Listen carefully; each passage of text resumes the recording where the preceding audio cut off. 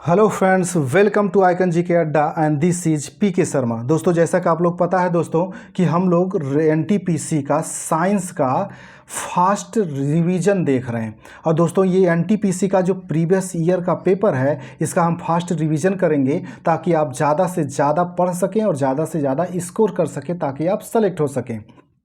और दोस्तों, ये जो आपका है ये पहला वीडियो है इसके। और दोस्तों, ये इसके फास्ट रिवीजन के जितने भी क्वेश्चन अभी तक रेलवे के हुए हैं ये सारे क्वेश्चन आपको मिलेंगे। तो दोस्तों, जो लोग चैनल पे नए आए हुए हैं चैनल को सब्सक्राइब कर लें, वीडियो अच्छा लगता है तो इसे लाइक भी करें और शेयर भी करें ताकि ज़्यादा से ज़्यादा लोग इसका लाभ उठा सकें। ठीक है दोस्तों, हम आते हैं अपने पहले क्वेश्चन पे। ताकि दोस्तों इसमें ध्यान रखिएगा, मैं बहुत जल्दी इसको बोलूँगा क्योंकि हमें फास्ट रिवीजन करना है, तो जल्दी हम इसको रिवीजन करेंगे। अगला हमारा पहला क्वेश्चन है दोस्तों, ये दोस्तों आरआरबी भोपाल में आया हुआ क्वेश्चन है 1992 में। एनालिडा ग्रुप में मुख्यतः कौन कौन जंतु आते हैं? तो दोस्तों, एनालिडा ग्रुप में जोंक और केंचुआ शामिल होते हैं। और दोस्तों, एक बार इसी को घुमा करके पूछा था कि निम्नलिखित में से कौन एनालिडा संघ में शामिल है, तो वहाँ पे ऑप्शन बनाया था केंचुआ को, तो याद रखिएगा इसको। अगला दोस्तों, आर्थ्रोपोडा ग्रुप में मुख्यतः कौन कौन जंतु आते हैं? तो दोस्तों, आर्थ्रोपोडा ग्रुप के अंतर्गत तेलचट्टा, मच्छर, खटमल, मक्खी, जितने भी कीट होते हैं दोस्तों, कीट वर्ग के लोग जो होते हैं वो आर्थ्रोपोडा संघ के अंतर्गत आते हैं। और दोस्तों, एक बार पूछा गया था कि मच्छर क्या है और मक्खी के बारे में, तो मच्छर और मक्खी ये दोनों हैं दोस्तों, ये कीट होते हैं, तो इसको याद रखिएगा। और ये कई बार पूछा गया घुमा करके। अगला दोस्तों, मोलास्का ग्रुप के अंतर्गत मुख्यतः कौन कौन से जंतु या कीट आते हैं? तो दोस्तों, मोलास्का के अंतर्गत घोंघा आता है और सीपी आती है। अगला दोस्तों, इकाइनोडर्मेटा संघ के अंतर्गत मुख्यतः कौन कौन से जंतु आते हैं? तो दोस्तों, इकाइनोडर्मेटा संघ के अंतर्गत तारा मछली और ब्रीटल मछली आते हैं। अगला दोस्तों, मनुष्य का पाचन क्रिया का प्रारंभ कहाँ से होता है? तो दोस्तों, ये मुख से। तो दोस्तों याद रखिएगा, आप कोई चीज़ खाते हैं तो उसका पाचन जो होता है वो मुख से ही शुरू हो जाता है। और दोस्तों, ये भी पूछता है कि पाचन की क्रिया जो है सबसे ज़्यादा कहाँ होती है और पूर्ण कहाँ पे होती है? तो वो छोटी आंत में होती है। और ये कई बार पूछ चुका है, तो इसको याद रखिएगा कि छोटी आंत में सबसे ज़्यादा पाचन होता है और यहीं पे सारा पाचन क्रिया संपन्न होता है। अगला दोस्तों, शिराएं द्वारा कौन सा रक्त प्रवाहित होता है? तो दोस्तों, शिराएं जो होती हैं ये इनमें अशुद्ध रक्त प्रवाहित होता है। दोस्तों, शिराएं जो होती हैं वो शरीर के अन्य भागों से क्या करती हैं? अगर आप देखेंगे तो शरीर के अन्य भागों से ये क्या करती हैं? ब्लड को फेफड़े तक लेकर के आती हैं ताकि इसमें ऑक्सीजन मिले और ये शुद्ध हो। और जो धमनियाँ होती हैं दोस्तों, धमनियाँ जो होती हैं, धमनी में शुद्ध रक्त होता है, तो इसको याद रखिएगा। शिराओं में अशुद्ध रक्त होता है और धमनी में शुद्ध रक्त होता है। और धमनी जो क्या करती है, धमनी जो होती है दोस्तों, ये आपकी हृदय से शरीर के अन्य भागों में रक्त को पहुंचाती है। और यहाँ से पहुंचने के बाद फिर शिराएं जो होती हैं इसे फेफड़े तक लेकर के जाती हैं जो अशुद्ध होती हैं। अगला दोस्तों, धमनी द्वारा कौन सा रक्त प्रवाहित होता है? दोस्तों, सीधे क्वेश्चन यहाँ भी पूछ लिया, तो शुद्ध रक्त। अगला दोस्तों, कौन सा विटामिन जल में घुलनशील है? तो दोस्तों विटामिन बी और सी जो होता है वो जल में घुलनशील होता है। और दोस्तों, आपसे ये भी पूछता है कि निम्नलिखित में से कौन सा विटामिन जो है वसा में घुलनशील है? तो दोस्तों, ए, डी, ई, के, ये जो चारों विटामिन होते हैं ये वसा में घुलनशील होते हैं। और बी और सी जो होता है ये जल में घुलनशील होता है। अगला दोस्तों, सोडियम का कार्य क्या है? तो दोस्तों, सोडियम जो होता है इसका क्या कार्य है? यह रक्त दाब नियंत्रित करने में सहायक होता है और तथा जल का संतुलन बनाए रखता है। और दोस्तों, इसी क्वेश्चन को आपके एनटीपीसी और आरआरपीएफ में घुमा करके पूछा गया था कि रक्त दाब को नियंत्रित करने में किस तत्व का प्रयोग किया जाता है या किस तत्व की भूमिका होती है? तो सोडियम की होती है। और ये वेरी इंपॉर्टेंट है, इसको रट्टा मार के रखिएगा।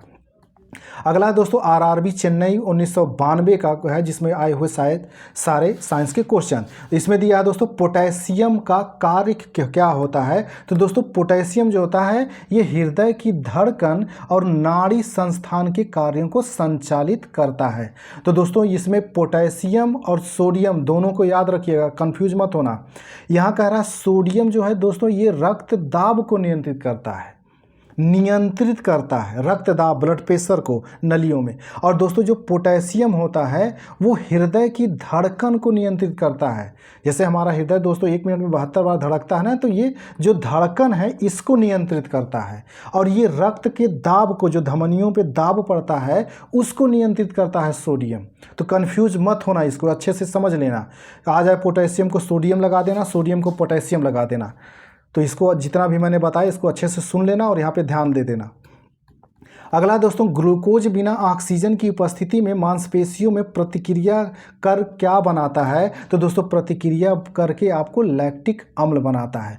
ग्लूकोज बिना ऑक्सीजन की दोस्तों उपस्थिति, बिना ऑक्सीजन की उपस्थिति में मांसपेशियों में प्रतिक्रिया कर क्या बनाता है? तो लैक्टिक अम्ल बनाता है। और यही दोस्तों लैक्टिक अम्ल के जमा होने की वजह से हमें थकान महसूस होती है। जैसे हम कोई काम करते हैं दोस्तों तो कुछ देर बाद हमें थकान जो महसूस होती है वही मांसपेशियों में जो लैक्टिक अम्ल जमा हो जाता है ग्लूकोज बिना ऑक्सीजन की वजह से मांसपेशियों पर प्रतिक्रिया करके बनाता है इसे, इसकी वजह से हमें थकान लगती है।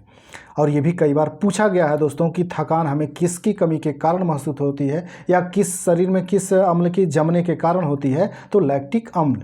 अगला दोस्तों, ग्लूकोज बिना ऑक्सीजन की उपस्थिति में बैक्टीरिया या ईस्ट की प्रतिक्रिया कर क्या बनाता है? तो दोस्तों इथाइल एल्कोहल बनाता है। और दोस्तों यही ग्लूकोज बिना ऑक्सीजन, यानी कि दोस्तों बिना ऑक्सीजन का मतलब हो गया फर्मेंटेशन, यानी कि किण्वन की क्रिया के द्वारा जो बनता है यही एथिल एल्कोहल होता है। और इसी एथिल एल्कोहल को सामान्य भाषा में शराब के नाम से जाना जाता है। तो आपसे क्वेश्चन पूछता है कि ग्लूकोज जो होता है, ग्लूकोज किण्वन की अंतिम क्रिया क्या होती है? तो अंतिम क्या उत्पाद होता है? तो दोस्तों अंतिम उत्पाद जो बनता है आपका एथिल एल्कोहल बनता है, जिसे हम सामान्य शराब के नाम से जानते हैं। अगला दोस्तों, ऑक्सीजन की उपस्थिति में ग्लूकोज की प्रतिक्रिया होती है तो क्या बनता है? दोस्तों जब ऑक्सीजन की उपस्थिति में ग्लूकोज की प्रतिक्रिया होती है तो कार्बन डाइऑक्साइड और जल का निर्माण होता है। अगला दोस्तों, एनालिडा में उत्सर्जन उसके किस उत्सर्जी अंग द्वारा होता है? तो दोस्तों उसे नेफ्रीडिया के नाम से जाना जाता है। और दोस्तों ये टफ क्वेश्चन है, इसको रट्टा मार के रखिएगा। अगला दोस्तों, मूत्र का पीएच मान क्या होता है? तो दोस्तों यह लगभग 6 के बराबर होता है। और ये कई बार आपके रिलेवे में पूछा गया है, तो इसको रट्टा मार के रखिएगा। अगला दोस्तों, बहिस्रावी और अंतःस्रावी दोनों प्रकार किस ग्रंथि में होती है? यानी कि बहिस्रावी और अंतःस्रावी दोनों प्रकार की ग्रंथि है। ये कौन सी ग्रंथि है आपसे ये पूछ रहा है। तो ये जो होता है दोस्तों आपका अग्न्याशय, जो पेनक्रियाज होता है दोस्तों, ये अंतःस्रावी भी होती है और बहिस्रावी भी होती है। और दोस्तों इसी अग्न्याशय के माध्यम से ही, अग्न्याशय ही आपने पता होगा कि इंसुलिन हार्मोन का सिक्रीशन करती है। इंसुलिन हार्मोन का स्रवण करती है। ये भी कई बार पूछा गया है। अगला दोस्तों, पीयूष ग्रंथि या पिट्यूटरी ग्रंथि को किस नाम से जाना जाता है? तो दोस्तों इसे मास्टर ग्रंथि के नाम से जाना जाता है। और ये भी कई बार रिपीट हुआ है। अगला दोस्तों, स्प्रिंग को अपनी सामान्य लंबाई पर वापस लौटने के लिए लगने वाला बल कहलाता है। तो दोस्तों इसे प्रत्यानयन बल कहा जाता है, प्रत्यानयन बल। और दोस्तों ये जितने इसमें क्वेश्चन पूछे गए हैं ये सब वेरी इंपॉर्टेंट है, इसलिए जल्दी जल्दी इसको देख लीजिए। इसलिए जहाँ पे व्याख्या करने की बात आ रही है दोस्तों मैं व्याख्या कर दे रहा हूँ। दोस्तों जो लोग चैनल पे नए हुए चैनल को सब्सक्राइब कर लेंगे, वीडियो अच्छा लगता है तो इसे लाइक भी करें और शेयर भी करें ताकि ज़्यादा से ज़्यादा लोग इसका लाभ उठा सकें। अगला क्वेश्चन है दोस्तों आरआरबी जम्मू का, जो 1992 में हुआ था। इसका पहला क्वेश्चन है, पौधे के लिए सबसे अच्छा उर्वरक कौन है? तो दोस्तों कंपोस्ट जो होती है वो सबसे अच्छा उर्वरक होती है। दोस्तों कंपोस्ट होती है जो सड़ी गली ये गोबर की या फिर जो फसलें होती हैं उनके डंठल उंठल सड़ जाते हैं, इन्हीं को कंपोस्ट कहा जाता है। अगला दोस्तों, पेट्रोलियम किस प्रकार की चट्टानों में पाया जाता है? तो दोस्तों पेट्रोलियम जो होता है ये अवसादी चट्टानों में पाया जाता है। और ये भी वेरी वेरी इंपॉर्टेंट है।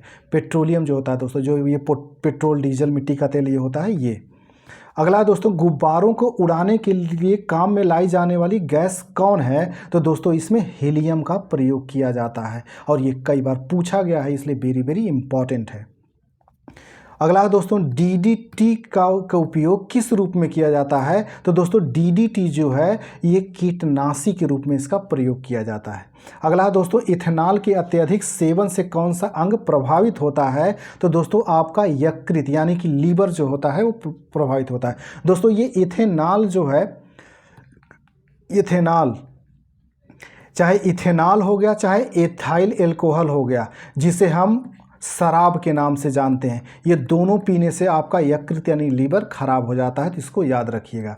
और कई बार ये पूछा गया। अगला है दोस्तों सभी अम्लों में अनिवार्य रूप से पाए जाने वाला पदार्थ होता है। तो जितने भी दोस्तों अम्ल होते हैं उसमें हाइड्रोजन अनिवार्य रूप से पाया जाता है। अगला है दोस्तों आग लगने तथा फैलने की सबसे कम संभावना किस वस्त्र से होती है? तो दोस्तों सूती वस्त्र। सूती वस्त्र जो होता है दोस्तों बहुत धीरे धीरे जलता है। अगला दोस्तों लोहा का सबसे महत्वपूर्ण स्रोत कौन सा है? तो दोस्तों हरी सब्जियां। हरी सब्जियों में सबसे ज़्यादा लोहा पाया जाता है। और दोस्तों हरी सब्जी में भी सबसे ज़्यादा किस में पाया जाता है? तो पालक। याद रखिएगा दोस्तों पालक में सबसे ज़्यादा लोहा पाया जाता है। और इस क्वेश्चन को कई बार घुमा करके पूछा गया है कि पालक में सबसे ज़्यादा मात्रा होती है तो लोहे की। अगला है दोस्तों गैसोलीन को किसके साथ मिश्रण करके गैसोहाल बनाया जाता है? तो इथाइल एल्कोहल के साथ मिश्रण किया जाता है। गैसोलीन जो होता है दोस्तों और एथाइल एल्कोहल को मिला करके गैसोहाल बनाया जाता है। और ये भी कई बार पूछा गया है। अगला दोस्तों तत्कालीन ऊर्जा शक्ति के लिए धावकों को कौन सा पदार्थ दिया जाता है? तो दोस्तों उनको ग्लूकोज दिया जाता है। ग्लूकोज तो तत्काल ऊर्जा उत्पन्न करता है दोस्तों। अगला क्वेश्चन है दोस्तों हमारा अगला सेट है आरआरबी अजमेर 1992 का। तो दोस्तों जो लोग चैनल पर नया हुए चैनल को सब्सक्राइब कर लें, वीडियो अच्छा लगता है तो इसे लाइक भी करें और शेयर भी करें ताकि ज़्यादा से ज़्यादा लोग इसका लाभ उठा सकें।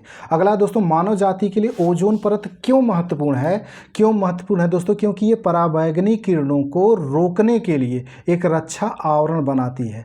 क्योंकि दोस्तों ये पराबैंगनी किरणें जो आती हैं उनको रोकता है, जिससे कि मनुष्यों में चर्म स्किन कैंसर जो होता है ये नहीं होता है।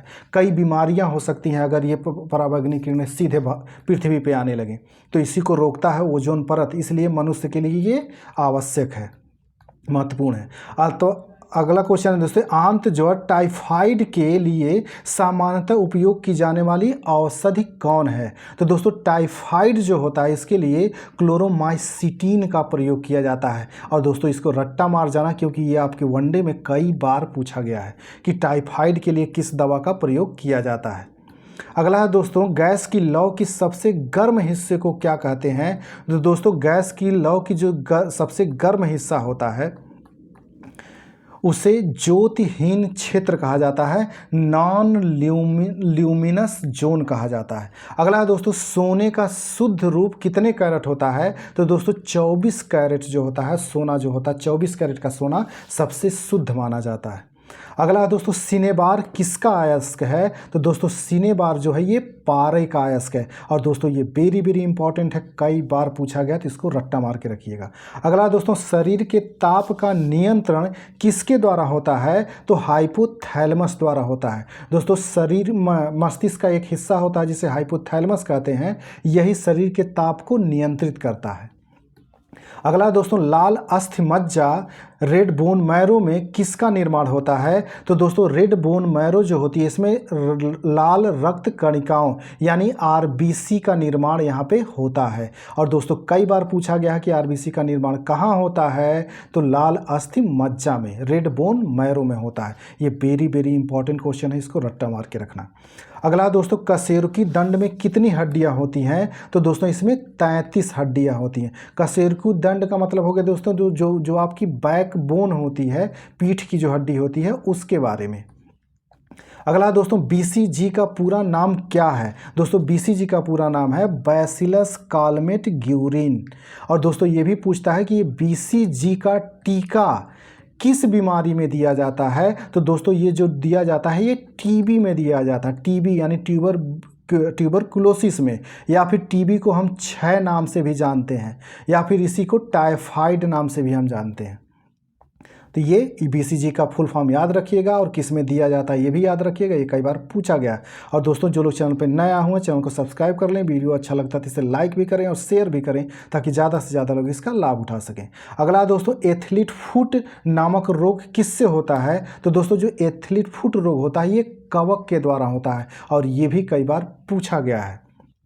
और दोस्तों अगला क्वेश्चन है दमा जो होता है जिसे अस्थमा के रूप में जाना जाता है, ये किससे होता है? तो ये भी कवक से होता है। तो एथलीट फुट हो गया, दमा हो गया। और दोस्तों जो गंजापन होता है वो भी आपका गंजापन जो होता है वो भी कवक से ही होता है। अगला क्वेश्चन है दोस्तों इसमें फाइलेरिया नामक रोग किस कारण से होता है? तो दोस्तों फाइलेरिया जो होती है ये कृमि से होता है, वार्म कृमि से होता है। और ये भी फाइलेरिया वाला वेरी इंपॉर्टेंट है, कई बार पूछा गया है और टफ भी है ये। अगला दोस्तों जब एक वस्तु की वेग दुगुनी की जाती है तो उसकी गतिज ऊर्जा चौगुनी बढ़ जाती है, क्योंकि E=12 mv² होता है। तो दोस्तों जब गतिज ऊर्जा जो है इसका ये दुगना हो जाएगा तो उसकी जो वेग जो है दुगना हो जाएगा तो उसकी जो गतिज ऊर्जा होगी वो चौगुनी हो जाएगी। और दोस्तों ये भी क्वेश्चन कई बार पूछा गया है, तो इस फार्मूले को याद रखिएगा और वहाँ इंप्लीमेंट कर दीजिएगा, जितना भी पूछे 2 गुना 4 गुना 8 गुना जो भी।